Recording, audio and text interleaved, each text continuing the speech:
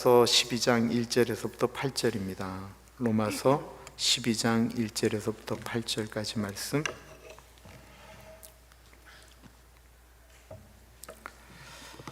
하나님의 말씀을 받들어 봉독할 때에 살아계신 하나님의 음성을 들으시기 바랍니다. 그러므로 형제들아, 내가 하나님의 모든 자비하심으로 너희를 권하노니 너희 몸을 하나님이 기뻐하시는 거룩한 산 제물로 드리라. 이는 너희가 드릴 영적 예배니라. 너희는 이 세대를 본받지 말고 오직 마음을 새롭게 함으로 변화를 받아 하나님의 선하시고 기뻐하시고 온전하신 뜻이 무엇인지 분별하도록 하라. 내게 주신 은혜로 말미암아 너희 각 사람에게 말하노니 마땅히 생각할 그 이상의 생각을 품지 말고 오직 하나님께서 각 사람에게 나누어 주신 믿음의 분량대로 지혜롭게 생각하라. 우리가 한 몸에 많은 지체를 가졌으나 모든 지체가 같은 기능을 가진 것이 아니니 이와 같이 우리 많은 사람이 그리스도 안에서 한 몸이 되어 서로 지체가 되었느니라. 우리에게 주신 은혜대로 받은 은사가 각각 다르니 혹 예언이면 믿음의 분수대로, 혹 섬기는 일이면 섬기는 일로, 혹 가르치는 자면 가르치는 일로, 혹 위로하는 자면 위로하는 일로, 구제하는 자는 성실함으로, 다스리는 자는 부지런함으로, 긍휼을 베푸는 자는 즐거움으로 할 것이니라. 오늘 하나님의 말씀의 제목은 변화하는 삶, 드려지는 예배입니다. 변화하는 삶, 드려지는 예배. 로마서 전반부, 정확히는 11장까지는 신학적으로 굉장히 중요한 내용을 얘기하죠. 믿음으로 구원을 얻는다라고 하는 이신득이의 사상부터 해서 왜 이방인들에게 구원이 흘러가는지, 과연 유대인들은 구원을 받는지, 그런 수많은 신학적인 이야기들을 합니다. 유대인들이 붙잡았던 것은 율법인데 율법으로는 구원을 못 받으면 믿음으로 구원을 얻는다라는 말씀을 하죠. 그리고 12장부터는 믿음 생활이라고 하는 것이 뭐냐라는 거예요. 예수님 믿음으로 구원을 얻는다 그러면 그걸로 끝이냐는 거예요. 그게 아니라는 거예요. 자주 말씀드리는데 믿음은 뿌리예요. 믿음이라고 하는 것은 사실 눈에 보이지가 않아요. 우리가 아멘 아멘 한다고 해서 그게 믿음이라고 얘기하지만 그건 믿음이라고 얘기할 수가 없어요. 그 믿음이 진짜 믿음이냐는 물론 하나님 앞에서 보는 거지만 믿음이 뿌리라고 생각하셔야 돼요. 눈에 보이는 것 같고 얘기할 거 없고 믿음은 뿌리라고 이야기를 하면 믿음이 뿌리면 열매를 맺는다라는 거예요. 12장부터 얘기하는 건 어떻게 보면 우리 삶의 열매에 대한 이야기를 하는 거예요. 11장까지는 주구장창 믿음에 대한 얘기를 했다고 한다면 12장부터는 믿음에 대한 이야기를 한다라고 말씀하고 있습니다. 예수 믿는 사람들이 어떻게 살아가야 되느냐라고 하는 것입니다. 1절 같이 보겠습니다. 1절 같이 있습니다. 시작. 그러므로 형제들아, 내가 하나님의 모든 자비하심으로 너희를 권하노니 너희 몸을 하나님이 기뻐하시는 거룩한 산 제물로 드리라. 이는 너희가 드릴 영적 예배니라. 큐티하실 때요, 가장 또 중요하게 생각해야 될 것이 있다고 한다면 그게 접속사예요. 접속사. 그러니까 그러므로 라고 하는 말이 나오면 이게 되게 중요한 말이라는 거예요. 그러나 라고 하는 말이 나오면 되게 중요하다는 거예요. 그러므로, 그러나 라고 하는 것은 앞에 얘기를 이해하지 못하면 얘기가 될 수 없잖아요. 11장 36절입니다. 한번 같이 읽어볼까요? 시작. 이는 만물이 주에게서 나오고 주로 말미암고 주에게로 돌아감이라. 그에게 영광이 세세에 있을지어다. 아멘. 모든 것이 하나님으로부터 시작되어지고 하나님을 통해서 이루어지고 하나님으로부터 끝이 난다라고 하는 말씀이에요. 지금 무슨 말이냐면 내 생명, 내 가정, 내 물질, 내 시간, 이 모든 것들이 다 하나님의 것이다라는 것입니다. 우리의 인생이 그렇게 흘러간다라는 거예요. 그러니 우리가 어떻게 살아야 되느냐? 그러므로 우리가 하나님이 기뻐하시는 산 제물로 살아야 된다라고 표현하고 있는 것입니다. 여기서 중요한 것은 옛날엔 산 제사라고 그랬는데 산 제물이라고 그래요. 구약의 제사에 죽은 거 바치는 거 봤어요? 못 봤어요? 없어요. 구약은 무조건 제사는 산 것을 드려야만 했습니다. 마찬가지로 우리도 살아있는 동안 제사를 드리는 거죠. 살아있는 동안 제물을 드리는 거죠. 그러니까 우리가 드리는 이 예배가 살아있어서 예배를 드리니까 이것이 다 산 제물일까요? 아니다라는 거죠. 왜냐하면 우리가 여태까지 봤던 에스겔서도 그러고 민수기도 그러고 우리가 계속 느꼈던 건 이스라엘 민족이 분명히 산 제사를 드렸어요. 하나님을 찬양하고 하나님께 예배를 드리고 우리가 드리는 것과 다 똑같이 했는데 하나님이 그거를 산 제물로 받지 않았다라는 것입니다. 그러니까 산 제물이라고 하는 것, 산 제사에는 산 제물이 있고 죽은 제물이 있다라는 것입니다. 아무리 제사를 드려도 하나님이 그거를 안 기뻐하셨다라는 것입니다. 지금 우리 예배를 드리죠. 우리는 우리가 드리는 예배가 죽은 예배라고 한 번도 생각해 본 적이 없을 겁니다. 한번 생각해 보십시오. 내 자신에게 이제 얘기하는 거예요. 예배의 형식은 있는데 마음이 빠져 있는 예배. 찬양도 하고 기도도 하고 말씀도 듣는데 우리의 마음은 완전히 죽어 있는 것처럼 다른 것에 붙잡혀 있을 때 봉사를 하긴 하는데 하나님을 향한 마음이 없이 봉사하는 모든 것들, 그걸 어떻게 산 예배라고 이야기할 수 있겠습니까? 2절 말씀을 보면 좀 더 구체화되고 있습니다. 2절 같이 있습니다. 시작. 너희는 이 세대를 본받지 말고 오직 마음을 새롭게 함으로 변화를 받아 하나님의 선하시고 기뻐하시고 온전하신 뜻이 무엇인지 분별하도록 하라.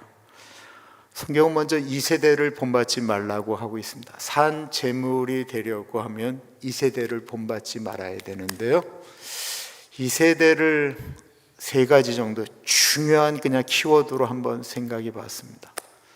첫 번째는 이 세대의 핵심 주제는 뭐냐면 성과, 결과가 곧 가치다라는 것입니다.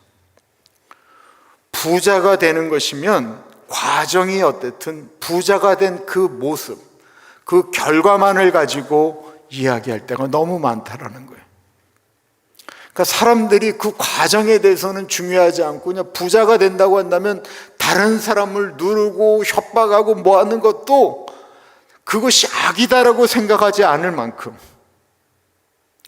많은 것을 가지고 있는 것이 가치가 되어버렸어요. 다른 하나는 관계를 유용하냐 무용하냐로 본다라는 것입니다. 이 사람을 만나고 이 사람을 내가 선택하고 하는 것이 이게 가치가 있는 것이냐 없느냐를 가지고 평가할 때가 너무 많다라는 거예요. 심지어 교회까지, 심지어 교인들까지.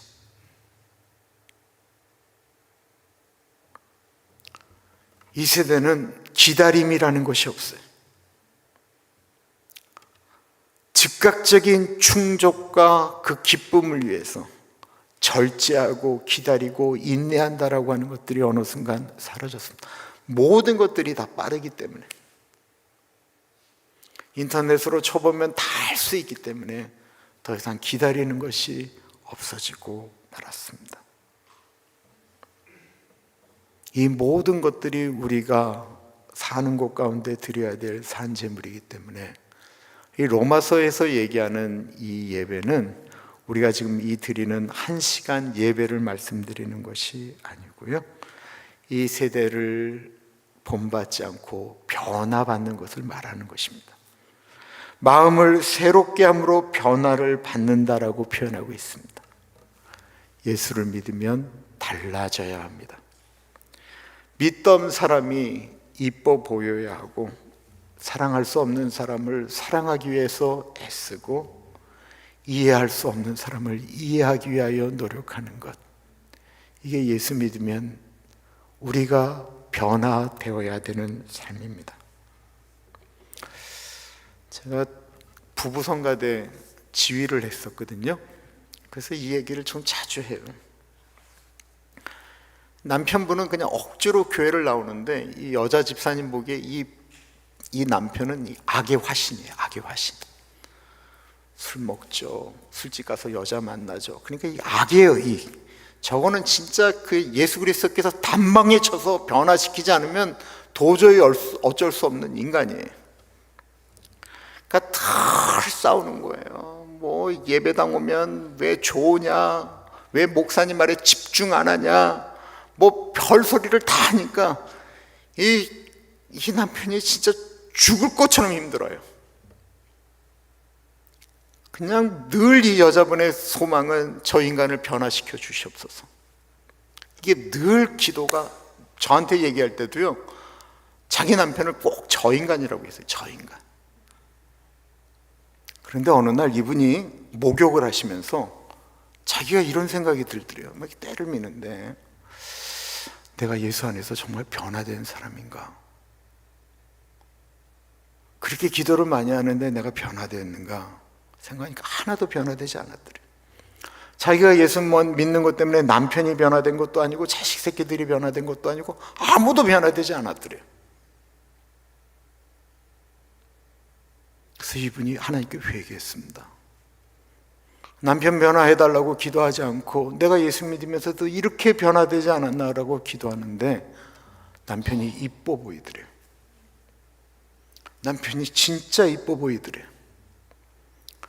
걸음걸이도 싫었고 쩝쩝거리면서 먹는 것도 싫었고 그냥 다 싫었는데 다 이뻐 보이더래요. 그 이분이 얘기했잖아요. 하나님 왜 사람을 잘 때 눈 감고 자게 했어요? 저 빛나는 눈동자를 보고 잠들면 얼마나 좋아요. 이렇게 바뀌었다라니까요. 마음의 새로움은 아름다운 관계를 만들어냅니다.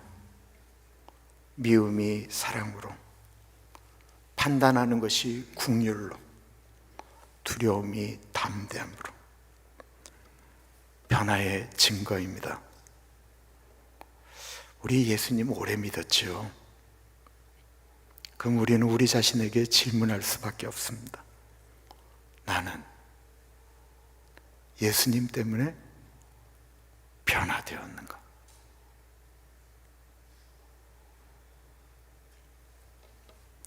사도 바울은 계속해서 말을 합니다. 우리 3절 같이 읽겠습니다. 시작. 내게 주신 은혜로 말미암아 너희 각 사람에게 말하노니 마땅히 생각할 그 이상의 생각을 품지 말고 오직 하나님께서 각 사람에게 나누어 주신 믿음의 분량대로 지혜롭게 생각하라. 마땅히 생각할 그 이상, 각 사람에게 나누어 주신 믿음의 분량. 이 무엇을 얘기하는 거냐면 분수를 알라라는 거예요. 분수. 내 위 분수라고 하는 것은 그 이상으로 생각하는 것도 분수가 넘는 거고요. 자기가 갖고 있는 것보다 너무 낮은 자존감으로 이야기하는 것도 그것도 분수에 안 맞는 거예요. 과대평가하는 것도 문제지만 과소평가하는 것도 문제다라는 것입니다. 아담과 하와가 왜 에덴 동산에서 쫓겨났습니까? 자기가 생각할 것 이상으로 생각을 하는 그 욕심 때문에 아담과 하와가 범죄했잖아요. 이 똑같은 일이거든요. 우리 자신을 어떤 것들이 우리가 생각할 것보다 더 이상으로 생각하니까 우리에게 문제가 발생하는 것입니다. 반면에 모세도 보겠습니다. 모세는 하나님이 내가 너에게 다 줬다라고 얘기해도 무조건 안 된다라는 거예요. 나는 그럴 자격이 이제는 없다라는 거예요. 이 겸손함의 표현이 아니고 나중에 하나님께서 화를 내셨어요. 근데 모세가 보세요. 모세는 자기의 부족함 때문에 하나님께 무릎을 꿇었어요. 이 겸손한 무릎은 변화를 일으킵니다. 그리고 변화는 순종을 만들어냈습니다.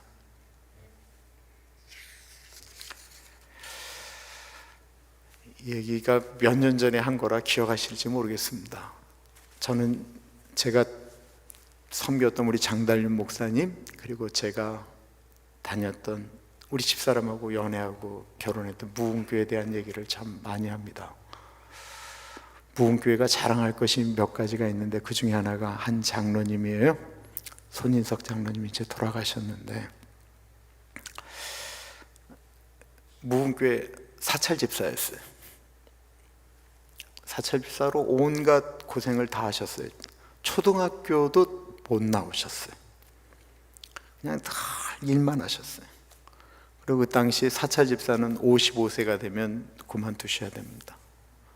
55세에 사찰을 그만두셨는데, 이분 평생 목수하시고 이러셨던 분인데, 보통 사찰을 그만두시면 그 교회 떠나시잖아요.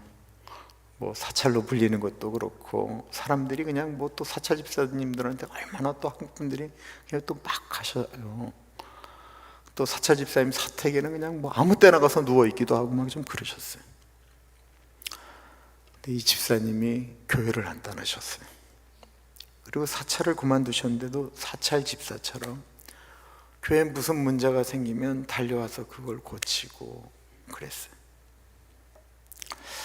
이 어른이 60이 넘으셨을 때 그 교회가 작은 교회가 아닙니다.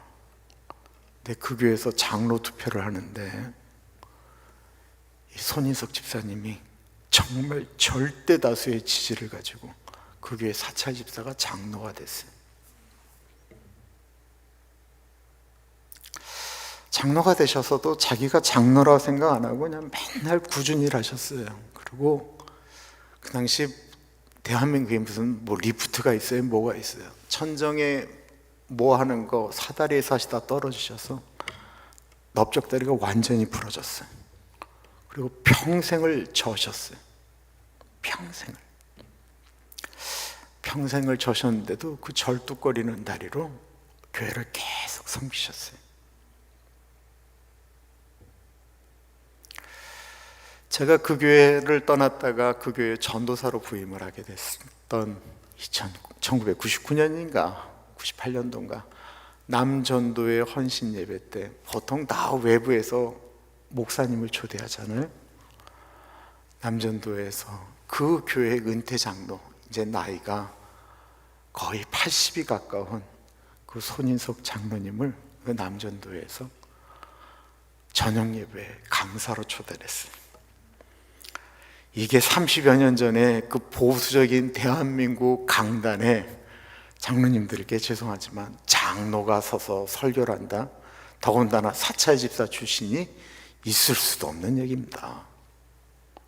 근데 장로님을 거기 세우는데 모든 분들이 다 기쁨으로 동의를 했고, 장로님이 거기서 설교를 하실 때 뭐 장로님이 거의 뭐 무학이신데 그게 뭐 이렇게 조직적이었겠어요? 뭐였겠어요? 그냥 본인의 삶의 이야기와 고백을 했어요. 장로님이 평생 갖고 계셨던 말씀을 하셨어요. 나는 장로 될 자격이 없는 사람인데 하나님이 나를 장로로 세우셨고, 나는 장로 될 자격이 없는데 우리 무흥교회 교인들이 나를 장로로 세워주셨습니다. 나는 장로 될 자격이 없는데.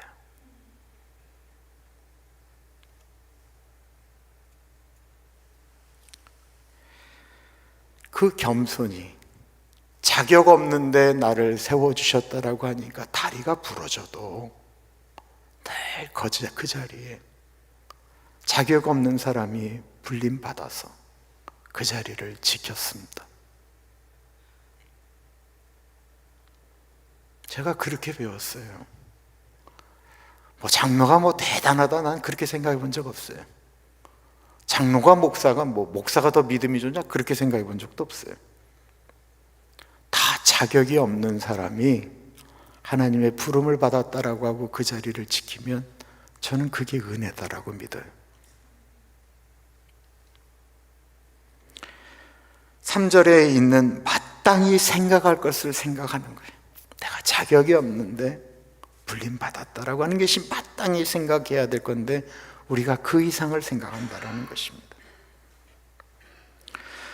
또 한 가지, 우리가 산 제물로 교회를 섬기려면 다른 분들을 인정해야 됩니다. 우리 4절을 같이 읽습니다. 시작. 우리가 한 몸에 많은 지체를 가졌으나 모든 지체가 같은 기능을 가진 것이 아니니. 한 몸에 많은 지체를 가졌다. 지체가 우리가 뭐 교인들을 지체라고 하지만 여기서 말하는 지체는 정확히 우리 몸을 갖고 얘기하는 거예요. 눈, 코, 입, 손, 발, 목, 심장 뭐 이 모든 것들을 지체라고 얘기하는 거예요. 한 몸에 이런 여러 가지 것들이 있다라고 표현하는 거예요. 그리고 머리가 하는 일, 손이 하는 일, 발이 하는 일, 코가 하는 일, 귀가 하는 일, 눈이 하는 일, 이게 다 다르다라는 거예요. 그런데 이 다른 것이 모두 한 몸을 위해서 필요하다라는 것입니다. 다양성을 얘기하는 거예요. 다양성. 다양한 것을 인정하면 행복해집니다. 행복의 비결은 무엇입니까? 다른 것을 인정하는 것입니다. 부부가 결혼을 하면 너무 다르잖아요. 이 다른 것을 나와 똑같이 만들겠다라고 이야기하면 평생 싸우게 됩니다. 죽을 때까지 싸우게 돼요. 죽을 때까지. 그건 맞춰지는 게 아니고 가정의 평화를 위해서 죽는 거예요. 그게 뭐가 행복해요? 다른 걸 인정하면 훨씬 더 좋아집니다. 교회도 단점을 보기 시작하면 끝이 없습니다. 그냥 목사 못된 것만 이렇게 체크를 하면 저는 아마 수백 가지가 나올 거예요. 아주 다른 두 리더십이 있어요. 하나는 사도 바울이고 하나는 바나바예요. 이 바울이라고 하는 사람은 보면 그냥 일 중독자예요. 그 사람은 일을 위해서라면 필요하지 않은 사람들은 다 잘라내도 그것이 하나님 앞에 옳다라고 생각하는 사람이에요. 그래서 중간에 선교를 갔다가 되돌아온 마가라고 하는 사람을 다시 데려가자라고 할 때 안 된다 라고 하면서 내친 사람이에요. 바나바는 어떤 사람이에요? 중간에 실패했던 그 마가를 이번에 좀 데려가서 좀 더 괜찮은 사람으로 만들자라고 얘기하는 사람이에요. 누가 옳아요? 자, 지금 속으로 손 드세요. 나는 바울이 옳다. 속으로. 나는 바나바가 옳다. 그건 옳고 그름이 없습니다. 그런 거예요. 저는 기질적으로 저는 바나바예요. 저는 뭐 사람 내치면서 일하는 거 별로 좋아하지 않아요. 그건 정말 저의 스타일이 아니에요. 근데 저같이 하면 속도가 안 나요. 품꾸는 가는데 속도는 안 나요. 이게 다른 거예요. 다른 거지 옳고 그름의 문제가 아니다라는 것입니다. 예수님은 제자들을 뽑으실 때 다양한 직업과 다양한 성격을 가진 사람들을 불러 모았습니다. 그리고 각기 그 재능에 맞게 일을 맡기셨습니다. 그런데 너와 나는 다르다, 다른 걸 인정하겠다 라고 하는 것으로 끝이 나면 아무것도 안 됩니다. 이 다른 것을 하나로 묶는 것이 교회이고 하나님이고 성령 하나님이십니다. 이것을 가리켜 신학적으로는 교회의 통일성이라고 말을 합니다. 우리 같이 5절을 읽습니다. 5절 시작. 이와 같이 우리 많은 사람이 그리스도 안에서 한 몸이 되어 서로 지체가 되었느니라. 다양한 사람들이 예수 안에서 한 몸이 되었다는, 우리의 모든 생각이, 다른 생각들이 어디서 모이냐면 우리가 십자가를 바라볼 때 그 십자가에서 우리의 시선이 다 모여서 하나가 된다라는 거예요. 그러니까 다른 거를 바라볼 때는 다르고 틀렸다라고 얘기하는데 십자가에서 우리가 모든 것들을 하나로 만들 수 있다라고 하는 것입니다. 하나님은 사람을 다양하게 만드셨고 그 다양한 사람들이 하나가 되게 하셨습니다. 어디서 말입니까? 예수 그리스도 안에서입니다. 이와 같이 많은 사람이 그리스도 안에서 한 몸이 되었다라는 것입니다. 내가 다른 사람의 다른 것을 인정하고 그것을 이해하고 그것이 예수님 안에서 하나가 되어질 때 교회는 아름다워집니다. 너와 나는 다르지만 예수 그리스도 안에서 하나다라는 것입니다. 그 다른 것 중에 하나가 바로 은사이지요. 6절부터 8절 우리 같이 읽습니다. 시작. 우리에게 주신 은혜대로 받은 은사가 각각 다르니 혹 예언이면 믿음의 분수대로, 혹 섬기는 일이면 섬기는 일로, 혹 가르치는 자면 가르치는 일로, 혹 위로하는 자면 위로하는 일로, 구제하는 자는 성실함으로, 다스리는 자는 부지런함으로, 긍휼을 베푸는 자는 즐거움으로 할 것이니라. 하나님이 우리에게 주신 은사와 부르심에는 후회하심이 없다. 우리에겐 각기 다른 은사를 주셨다라는 것입니다. 예언은 말씀으로 분별해야 됩니다. 그래서 어떤 분을 생각할 때 그분이 좀 이랬으면 좋겠다 싶을 때는 그분에게 이렇게 그런 감동이 오는 분들은 그분에게 말씀 은혜롭게 딱 보내주면 얼마나 위로가 되겠어요. 그죠? 섬김의 은사는 빈틈을 메꿔주는 거죠. 교회 곳곳에 얼마나 이렇게 빈틈이 많아요? 얼마나 사람이 많이 필요해요. 그때 하나님께서 나에게 그런 마음을 주셨으면 내가 그 빈틈을 메꿔주러 가는 거예요. 나는 별로 능력은 없지만 나는 저 빈틈을 메꿔주겠다. 그런 마음이 저절로 드는 분들이 똑같은 현상인데 어떤 분들은 전혀 그런 마음이 안 오는데 본인한테 그런 마음이 일어난다. 그분에게는 섬김의 은사가 있는 것입니다. 가르침의 은사가 있는 분들은 어떤 분들은 이렇게 무슨 얘기를 하면 이렇게 아주 클리어해요. 정확하게 말씀해요. 근데 어떤 분들은 정말 예수님 잘 믿고 말씀도 묵상도 잘하고 진짜 다 잘하는데 그래서 그런 자리에 세우면 횡 하고 서라고 수 하고 서라고 도대체 무슨 말씀을 하는지 모를 때가 있어요. 그분에겐 가르침의 은사는 없는 거예요.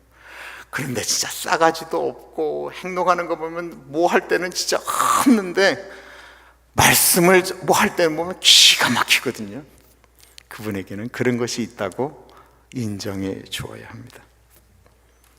위로와 권면은 낙심한 자를 세우죠. 어떤 분은 그냥 다른 거 없는데 그냥 옆에서 그냥 같이 밥을 먹어줘 하는데 그냥 앞에 있는 분들이 그냥 막 우는 거예요.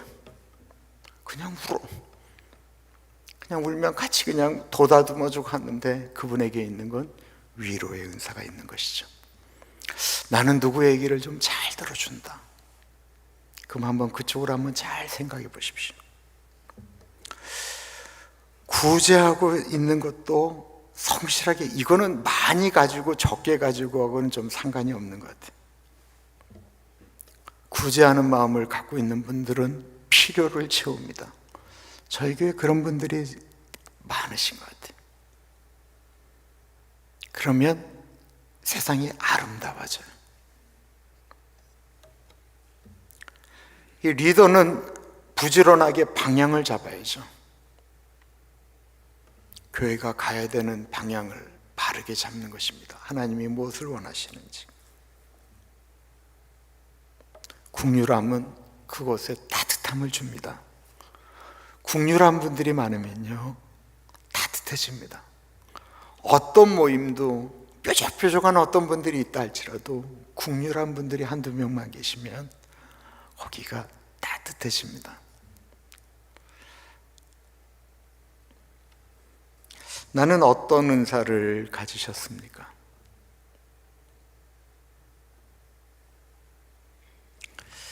내가 우리 교회, 내가 어떤 공동체,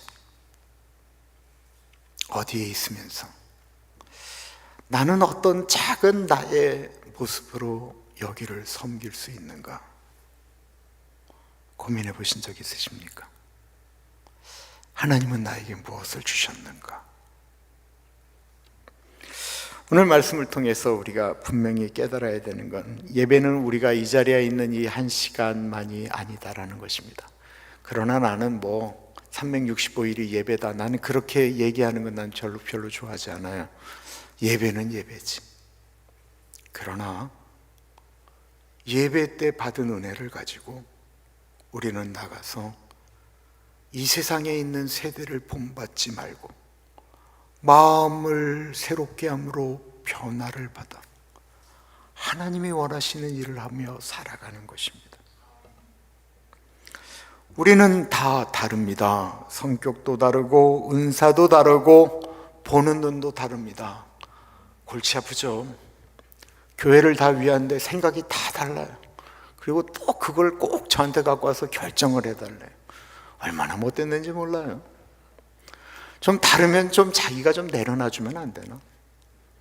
그걸 무조건 하려고 하니까 안 되니까 막 성이 나고 힘이 들고 그러는데, 다른 걸 좀 인정해주고 예수님 안에 가면 예수님이 야 네가 좀 양보해라 그러면 양보하면 되는 거죠.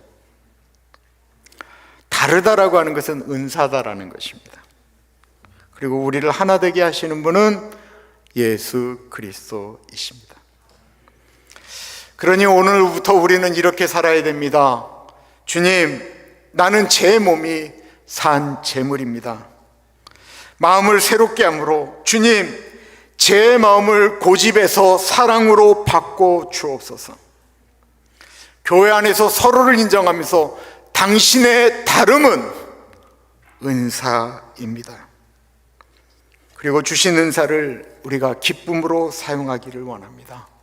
그리고 그것을 통해서 오렌지 가나안 장로교회가 우리의 인생이 하나님께 든든히 서가기를 간절히 축원합니다. 기도합니다. 참으로 존귀하신 하나님 아버지, 오늘 우리에게 로마서 12장 말씀을 주셔서 감사합니다.